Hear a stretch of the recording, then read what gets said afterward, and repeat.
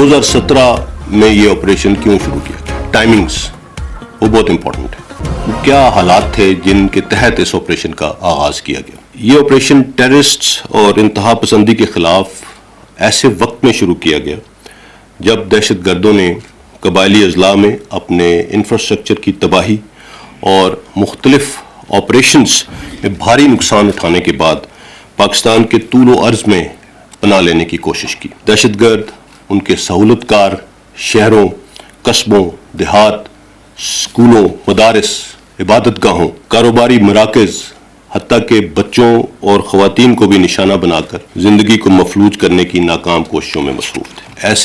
ایسے انوائرمنٹ کو سامنے رکھتے ہوئے رد الفساد آپریشن ایک 2 pronged اسٹریٹجی کے تحت اس کا آغاز کیا گیا، جس میں ایک پرونگ کاؤنٹر ٹیررزم ڈومین کو دیکھتا تھا اور دوسرا کاؤنٹر وائلنٹ ایکسٹریمزم.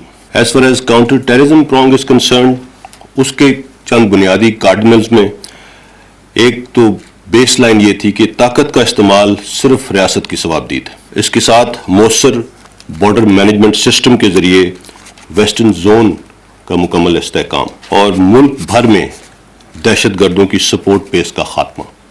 یہ چند امپورٹنٹ کارڈنلز تھے جو کاؤنٹر ٹیررزم پرونگ تھا. اگر کاؤنٹر وائلنٹ ایکسٹریمزم پرونگ کی بات کریں تو یہ بات واضح ہے کہ an ideology can only be countered by a superior ideology, a superior argument, as we say. So اس کانٹیکسٹ میں نیشنل ایکشن پلان پر عمل درآمد، قبائلی علاقوں کی قومی دھارے میں شمولیت، تعلیمی، مدرسہ اور پولیس ریفارمز میں حکومتی کاوشوں میں بھرپور معاونت کے ذریعے شدت پسندی کے عوامل پر قابو پانا شامل تھا. اس آپریشن کے تفصیلی جائزے میں پاکستان کی دہشت گردی کے خلاف جنگ میں جو گرینڈ اسٹریٹجی تھی، اگر میں اس کا ذکر کروں تو وہ 4 الفاظ پہ میں آپ کو اس کو ایکسپلین کر سکتا ہوں. It was clear, hold, build and transfer. یہ وہ 4 مراحل تھے جس کے تحت ہم نے یہ لڑائی لڑی.